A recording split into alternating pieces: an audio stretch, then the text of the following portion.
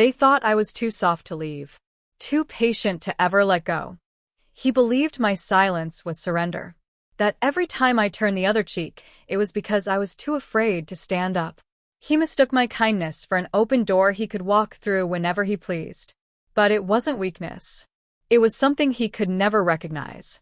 It was the quiet knowledge that when I finally walked away, I wouldn't slam the door behind me. I wouldn't leave a note.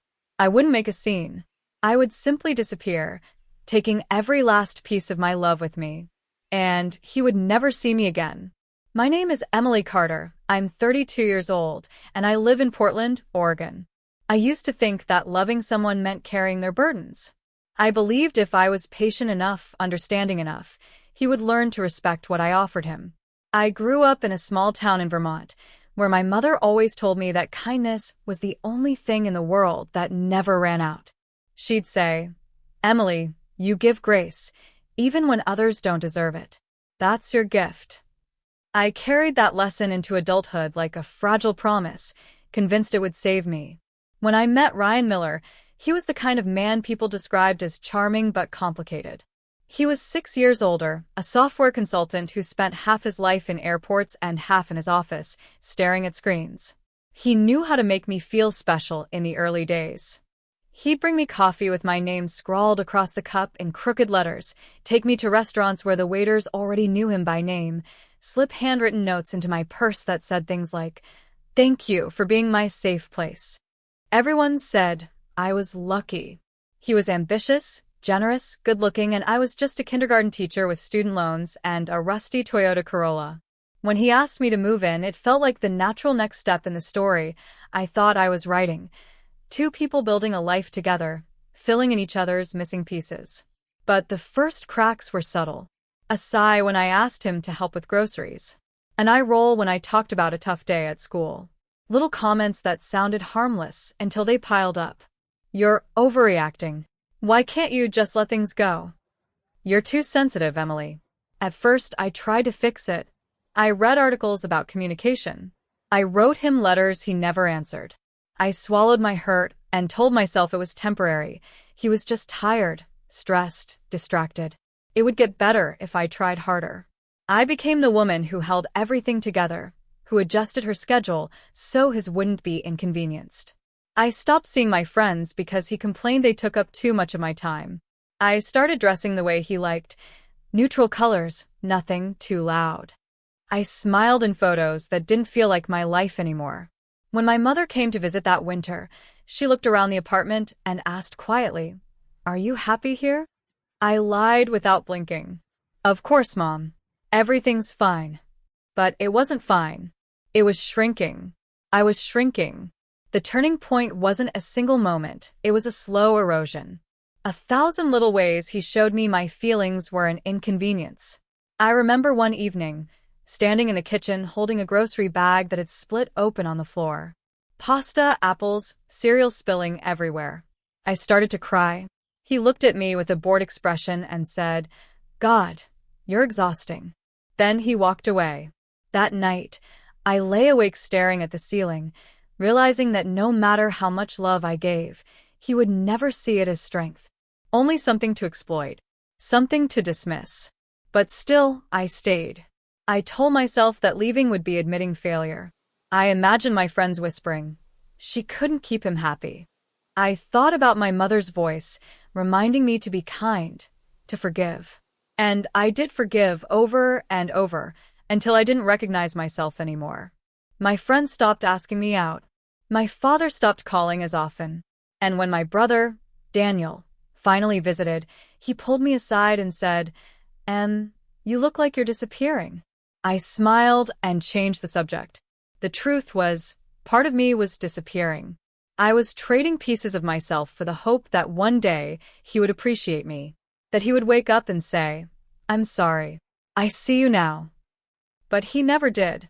In those final months, our home felt like a museum of everything I had sacrificed.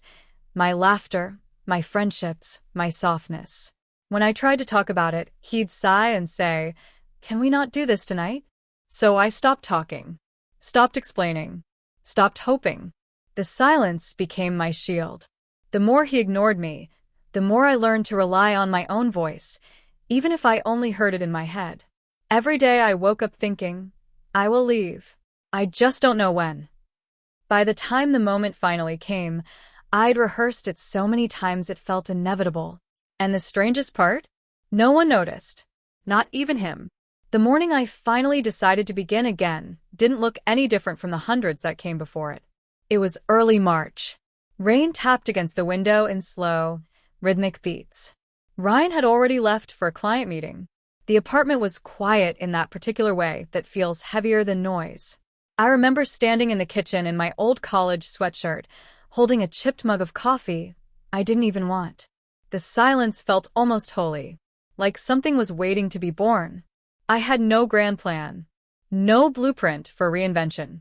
I only knew that if I didn't do something, anything, I would keep fading. That day, I opened my laptop and searched for volunteer opportunities. I didn't know what I was looking for. I just knew I needed to pour my energy into something that didn't dismiss me. I found a small community center across town that offered free computer classes for seniors. The description was simple: seeking volunteers to teach basic tech skills.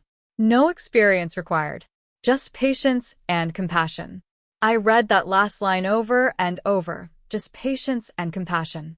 The words felt like a permission slip to show up as I was, without apology. So, I sent an email. The director, a woman named Janet Morales, responded within an hour. We'd love to have you. We meet Tuesdays and Thursdays, 10 a.m. to 2 p.m. I didn't tell Ryan. I didn't tell anyone. It felt like a secret I needed to keep safe. When I showed up that first Tuesday, I felt ridiculous. Like a fraud, clinging to this tiny thing as if it could save me. The community center was a low brick building sandwiched between a laundromat and a used bookstore. Inside, everything smelled faintly of coffee and disinfectant. A dozen folding chairs were arranged in front of donated desktop computers with sticky notes labeling each cord and port. Most of the seniors were already there, chatting quietly or looking around with the same hesitant curiosity I felt.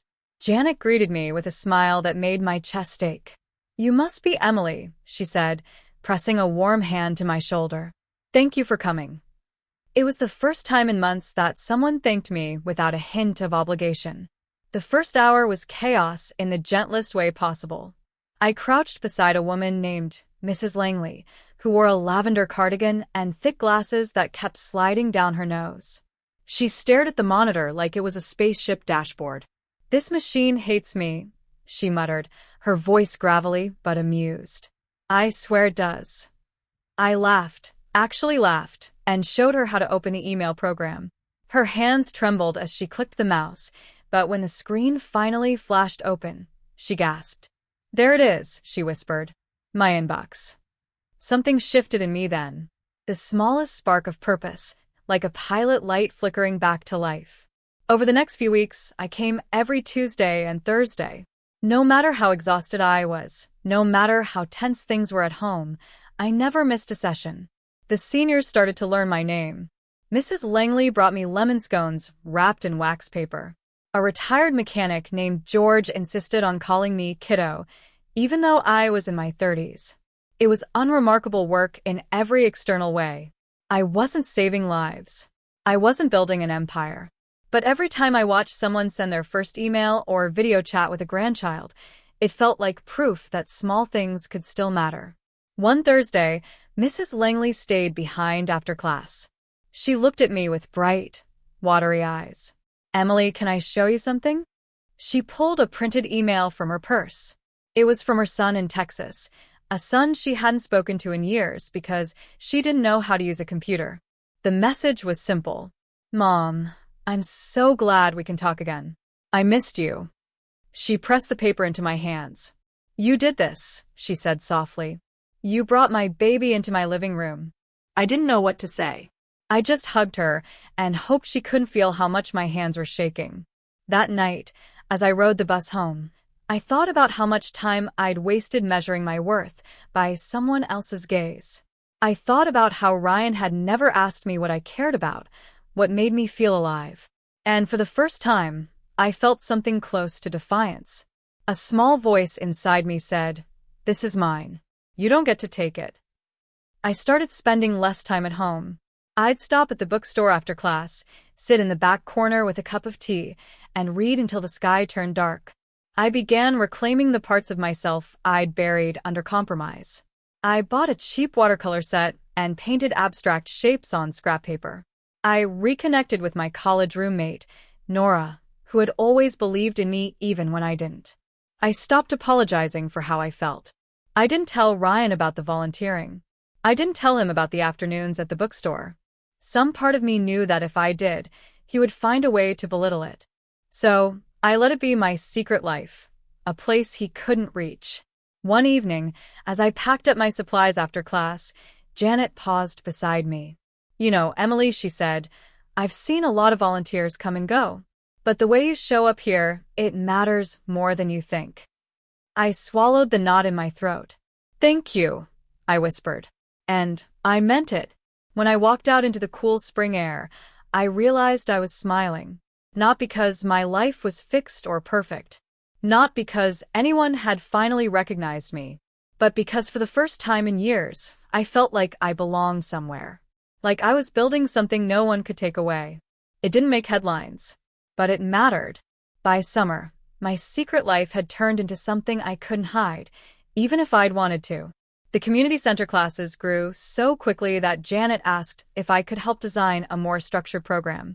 I spent my evenings researching best practices for teaching seniors, how to simplify instructions, how to adjust for vision issues, how to make technology less intimidating. I started coming in early to label keyboards and tape cheat sheets to each monitor. I wrote out step-by-step guides in large print, laminated them, and handed them out at every session. Within 3 months, attendance had doubled. Where we used to teach a dozen seniors, we were now teaching nearly 40 every week. One afternoon, as I set up the computers, Janet approached me holding a small stack of forms. Emily, would you consider coming on part-time? She asked. I know you have a lot going on, but you're a natural at this. We could pay you a modest stipend. I stared at her, surprised by how quickly tears rose in my eyes. No one had called me a natural at anything in years. No one had offered to pay me for work that felt meaningful. I nodded. Yes. I'd love that. I signed the paperwork that night, sitting cross-legged on the living room floor while Ryan typed emails on his laptop. He didn't look up when I told him about the offer. Didn't ask what it meant to me. He only said, without emotion, teaching old folks to click buttons? Real noble work. I tried not to flinch. I'd learned by then that flinching was its own form of permission. So I just pressed my lips together and looked back at the papers in my hands. A week later, Janet printed out some of our early metrics to share with the community board. She passed me the sheet as if it were a badge of honor. 1,200 seniors enrolled in less than 6 months. Average email open rate of 78%. And 93% reported feeling more confident using technology. I memorized those numbers like a litany. When my mind wandered to the ways Ryan dismissed me, I recited them silently. Proof that I was more than the smallness he tried to hand me. I started documenting success stories. George learning to order groceries online, so he didn't have to rely on his daughter. Mrs. Langley video calling her son every Sunday. A quiet man named Arthur discovering how to look up jazz records on YouTube and grinning like a child when he heard his favorite song for the first time in decades. It was the most fulfilling work I'd ever done. But at home, nothing changed. When I tried to share a story from class, Ryan would glance at his phone or interrupt me to talk about a new contract he was closing. If I mentioned the seniors by name, he'd smirk and say, "You know they're just lonely, right?" They'd probably worship anyone who pays attention. Some nights, when I climbed into bed, I'd stare at the ceiling and imagine what it would feel like to be with someone who asked me questions. Someone who was proud of me. Someone who didn't find my joy so inconvenient. But that wasn't my reality. Instead, I lived in a careful rhythm. I poured my heart into the community center, then came home and tried not to be noticed. In October, Janet submitted a proposal to expand the program to 3 other sites. She asked me to co-present to the city council. I almost said no. I'd never spoken in front of an audience before. But something inside me knew this was important. The night before the presentation, I stood in front of the bathroom mirror practicing my talking points. Ryan walked by, watched me silently, then said, "You look ridiculous." I didn't respond. I'd stopped trying to defend myself. At the council meeting, my hands shook so badly, I had to hold my notes with both palms. But when I looked out at the rows of faces, I saw curiosity instead of dismissal. I told them about the seniors who finally felt connected to the world, about the loneliness we were healing in tiny increments. When I finished, the room was quiet for a moment. Then someone started to clap. That evening, Janet called me, her voice bright with excitement. "Emily, we got the grant. We're expanding. You did it." I sat on the edge of the bed, staring at the wall, letting her words sink in. I had done it, even if no one at home cared. The next morning, I printed out the acceptance letter and pinned it to the refrigerator, hoping, just maybe, that Ryan would say he was proud. He didn't. He didn't mention it at all. A week later, when my brother Daniel came over, he noticed the paper and read it twice. He turned to me, eyebrows raised. This is amazing. Why didn't you call me?" I shrugged. It didn't seem like a big deal. But it was. It was the biggest deal of my life. I was building something real, something good. And still, in the place where I most wanted to be seen, I remained invisible. Sometimes, when I walked home from the community center, I'd replay Ryan's voice in my head. "She's always been the free spirit," said with that same tone of indulgent disdain, as if my independence was a quirk he tolerated rather than a strength he respected. One evening in November, Janet sent me a text. "Channel 8 News is doing a segment on us. They'd like to interview you." I read the message 3 times before replying. "Are you sure they want me?" "Yes," she wrote back immediately. "You're the reason this program works." When the segment aired, I watched it alone in the living room. Ryan was in the kitchen, scrolling on his phone. I listened to my own voice coming through the speakers, measured and steady, explaining why tech literacy mattered. For a moment, I felt like a version of myself I barely recognized, someone confident, someone sure. When it ended, I looked over at Ryan. He didn't say a word. I turned off the TV, walked into the bedroom, and shut the door behind me. Lying in the dark, I pressed my hand to my heart, willing myself to remember. His silence didn't mean I wasn't worthy. It only meant he didn't know how to see me. In those months, my world kept growing while his stayed the same. My work expanded to hundreds of seniors across the city. We added volunteers, created online resources, even built partnerships with local libraries. Every day, I walked into the community center and felt more certain that I was doing exactly what I was meant to do. And every evening, I came home to a man who treated my victories like inconveniences. But even then, even in the middle of all that indifference, I knew something was changing. I was learning to belong to myself. It was late December when the moment finally came. The day that would break something open inside me for good. The air was brittle with cold, the sidewalks glazed with a thin layer of ice that made every step cautious. I was leaving the community center, arms full of donation forms and leftover cookies from the holiday potluck. I remember feeling exhausted in that sweet, satisfying way, like I had given everything I had, and it was enough. Janet caught my arm as I reached the door. "Hey," one of the new volunteers asked if you'd have a minute to meet her. I glanced at my watch. It was almost 6 p.m. Ryan would be home by now, probably wondering why I wasn't there to listen to him complain about traffic. But something in Janet's face, an expectant warmth, made me nod. "Sure," I said. "I have a minute." The woman waiting in the front office was tall and thin, with dark hair pulled back into a neat braid.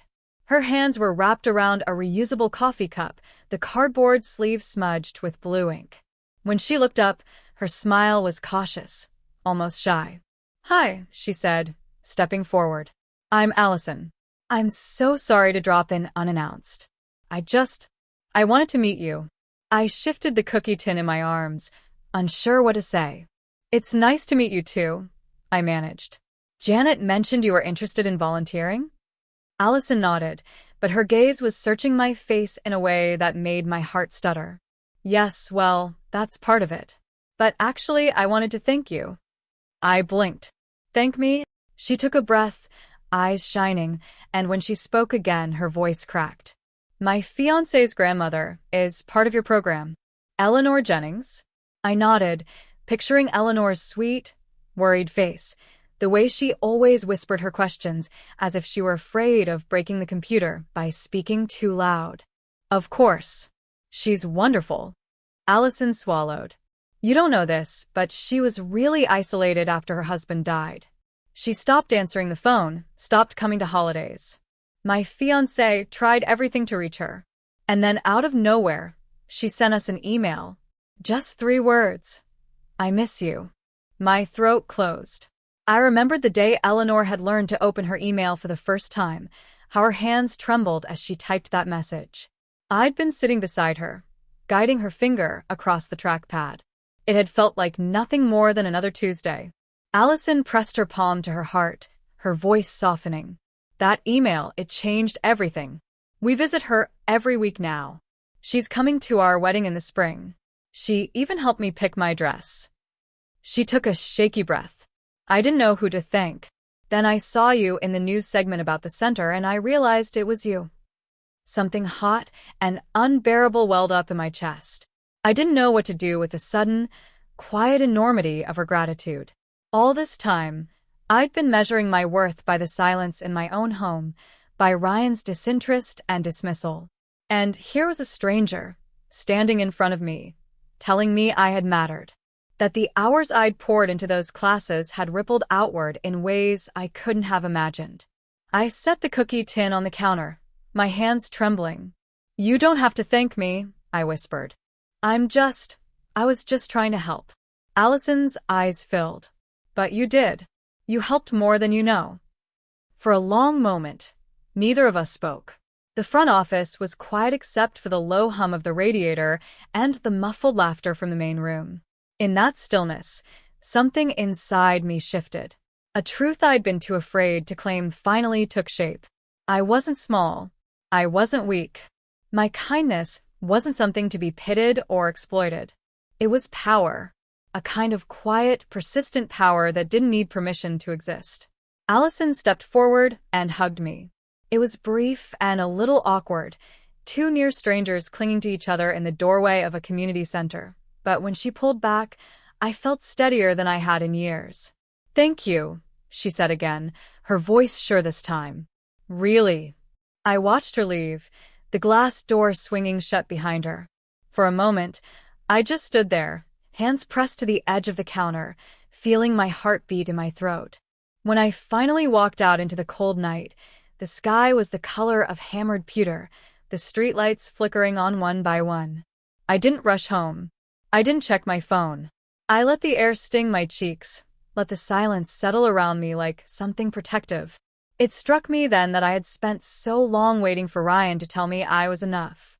I'd been measuring my life by whether he approved of how I spent my time, how I offered my heart. But standing there in the dark, I realized that I didn't need his permission. The truth had walked in by itself and refused to stay quiet. When I finally reached our apartment, I paused at the door, my hand on the knob. Inside, I knew Ryan would be sitting on the couch, pretending not to notice I was late. He would ask me what I'd been doing, and I would tell him the truth, calmly, without apology. And for the first time, I understood something he never would. I hadn't stayed because I was weak. I had stayed because I believed in giving people the benefit of the doubt. I believed in second chances. But belief has limits. And mine had finally run out. I walked inside, set down my bag, and looked at him across the room. He opened his mouth to speak, but I held up a hand. Don't, I said quietly. I don't need you to say anything. He frowned, clearly irritated by my calm. But I didn't care. I wasn't here for his reaction. I went to the bedroom and began packing a small suitcase. He followed me, asking questions I didn't answer. I moved methodically, folding shirts, tucking my journal into the side pocket, slipping my watercolor set into a zippered pouch. When I was finished, I zipped the bag closed and turned to face him. His face was tight with confusion, maybe even a flicker of fear. Emily, what are you doing? He demanded. I met his gaze steadily. Leaving, I said. You're overreacting. I shook my head. No. I'm just done. He opened his mouth again, but I didn't wait to hear the words. I walked past him, suitcase rolling behind me like punctuation. And I didn't look back. Outside, the cold air felt almost celebratory. I took a deep breath, feeling something loosen in my chest. For the first time in years, I wasn't waiting for anyone to validate my choices. I wasn't trying to be seen. I was simply free. I moved into a small upstairs apartment on the east side of Portland. Nothing fancy. Peeling paint on the windowsills, a leaky faucet in the kitchen, and no dishwasher. But it had light, warm, golden light that streamed through the curtains every morning and made everything feel alive again. I slept better that first week than I had in years. Not because the bed was softer or the room quieter, but because the weight of constant apology had finally lifted. I didn't tell many people I'd left Ryan. Those who mattered already knew. And those who didn't, well, I was done explaining myself. Janet was the first to notice the shift in me. One morning, as I adjusted a projector before a workshop, she paused beside me and tilted her head. You look different, she said. Lighter. I smiled. I feel different. She didn't ask for details. She didn't need to. That's the thing about people who truly see you. They don't need explanations to understand your evolution. That winter, our senior tech program expanded to 5 centers across the city. I was promoted to coordinator, which meant I now trained other volunteers, built curriculum modules, and helped design a pilot project for rural areas without stable internet access. Every week felt like planting something. Every small success, another seed taking root. I began journaling again. Not about pain, not about Ryan. Just observations. Things like, Mrs. Langley wore a red scarf today. She said it made her feel brave. Or, the rain smelled like sage this morning. I started filling sketchbooks with watercolors again, soft washes of blue and rust and ochre. I even submitted a few pieces to a local artist co-op. They weren't masterpieces, but they were honest. And for the first time, that was enough. A few weeks after the move, I got a letter. It was addressed in my mother's careful cursive. Inside was a simple card with a watercolor of daisies on the front. The note read, I saw your news segment. Your work is beautiful. I'm sorry I didn't say it sooner. Love, Mom. I held the card in my hands for a long time, the edges soft against my fingertips. I didn't cry. I didn't rush to respond. I just folded the card and slipped it into the drawer beside my bed. I didn't need to frame it or post it. Just knowing it existed was enough. A month later, Daniel stopped by the community center. He didn't say much, just handed me a thermos of coffee and sat in on a class. Afterward, he walked me to the door and cleared his throat. You know, I used to think you were wasting your time with this stuff. I looked at him, unsure what to say. He continued, but watching you today, I get it now. He paused, then added, I'm proud of you, Em. It wasn't dramatic. It didn't come with tears or music swelling in the background. But those 5 words settled into something solid inside me. Not because I needed them, but because I didn't anymore. That's the strange thing about healing. It rarely announces itself. It shows up in the little things. The way your shoulders relax without realizing it. The way silence feels like comfort instead of tension. The way you stop rehearsing your worth for other people. One evening, I found myself walking through the grocery store near my old apartment. Not because I missed the neighborhood, but because I realized I could go back without fear. As I turned down the baking aisle, I spotted a familiar figure at the end of the row. Ryan. He looked almost exactly the same. Button-down shirt, Bluetooth in one ear, scanning his phone as if the world waited on his reply. For a moment, our eyes met. He blinked, startled. Emily. I smiled, small, polite. Hi. He stepped forward, as if unsure what to say. You look different. I am. There was an awkward pause. He scratched the back of his neck. I've been meaning to reach out. I saw the news story. The program thing. I nodded. It's going well. Yeah, he said. I guess I didn't realize how serious it was. What you were doing. I tilted my head. No. You didn't.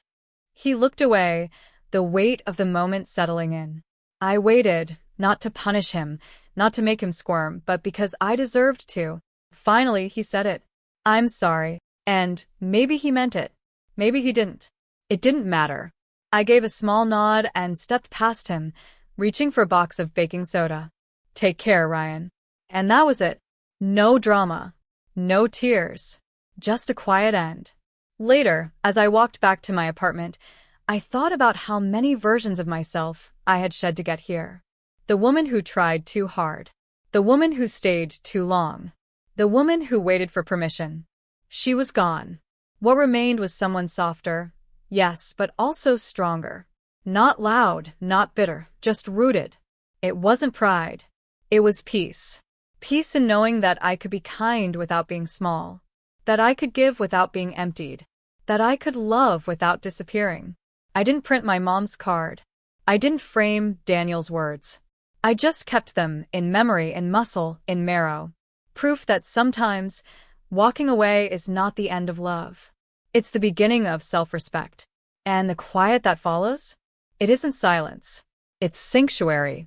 If you've ever been told that your softness was a liability, if you've ever been made to feel that your patience was weakness, if you've ever felt invisible in the place you most wanted to be seen, then this story was for you. I used to believe that love was about staying, about proving, again and again, that I could be enough for someone who refused to recognize me. I thought that if I tried harder, spoke softer, shrank smaller eventually, I'd earn the right to be loved out loud. But I was wrong. Love, real love, doesn't demand you abandon yourself. It doesn't flourish in the dark corners of your silence. It doesn't ask you to trade your joy for someone else's comfort. It took me years to understand that. Years of coming home to a quiet that felt more like accusation than refuge. Years of rehearsing my worth in front of a man who had already decided he would never applaud. And in all that time, I never stopped believing that kindness mattered. That empathy was a gift, not a flaw. I just forgot that the first place it belonged was within me.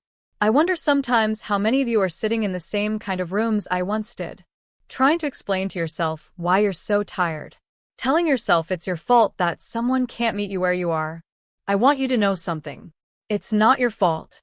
Your capacity for care is not the reason someone else can't see you. Your desire to build something beautiful is not weakness. Your softness is not a failing. It took a stranger, Allison, to show me that the love I was waiting for had already been earned. Not because I'd proven myself to Ryan. Not because I'd won some grand approval. But because the life I'd built was real, irrefutable in its goodness, and no one's indifference could erase it. When I walked away that night, suitcase in hand, I didn't know what would come next. I only knew that I was done making excuses for someone else's smallness. I was done diminishing my own light to keep another person comfortable in their shadows. I didn't leave because I stopped caring. I left because I finally understood that caring for him had come at the cost of caring for myself. And I wasn't willing to make that trade anymore. So, if you are sitting there listening to my story, wondering whether you have permission to do the same, whether you're allowed to walk away quietly, without a scene or an explanation, let me be the one to say it. You are. You don't have to wait for a perfect moment. You don't need a catastrophe to justify your exit. You don't owe anyone a performance. Sometimes you simply get to choose yourself. And when you do, the world doesn't end. It just rearranges itself around your absence in ways you can't yet imagine. Some of you are probably watching this on your phone in the middle of the night. Some of you are in your car, letting the words fill the empty space because you don't know who else would understand. Some of you are sitting beside someone who doesn't know you're already halfway gone. Wherever you are, whoever you are, I want you to hear me. There is nothing wrong with you. There is nothing broken in the way you love. You were never meant to be small so someone else could feel big. You were never meant to be silent so someone else could stay comfortable. You deserve a life that feels like yours. And it may not happen all at once. Healing rarely does. It comes in increments, tiny shifts you barely notice until one day you look around and realize the landscape has changed. For me, it started with teaching seniors how to send emails, with watching someone's eyes light up when they realized they were still connected to the world, with a single card from my mother, a thermos of coffee from my brother, a stranger's gratitude in a community center lobby. Nothing monumental, nothing loud, just a series of small, undeniable proofs that I was not invisible. So, if you're wondering whether your quiet victories matter, if you're wondering whether the tiny rebellions are enough, I promise you, they are. They are the first steps toward a life that no longer asks you to apologize for existing. And if you need a place to start, let it be this. Tell the truth. Even if your voice trembles. Leave if you must. Even if your hands shake. Stay gone if you can. Even if the silence feels too big at first. And when you're ready, when the quiet has softened around you like a blanket instead of a threat, come tell me your story. Because that's why this channel exists. For the people who refuse to stay small. For the ones who walk away without a word. For every quiet, stubborn, magnificent soul who chooses to begin again. I'm Emily. And this was my story. Where are you watching from? Where are you in your own becoming? Tell me in the comments. Someone out there needs to hear it. Maybe that someone is you. Thank you for being here. Thank you for letting me be part of your quiet revolution. I promise, this is just the beginning. More stories are coming. More proof that you are never alone. Until next time, be gentle with yourself. Be brave. Be kind, even when they mistake it for weakness. Especially then. Because one day, you'll look back and realize your kindness wasn't weakness. It was the strongest thing you ever carried.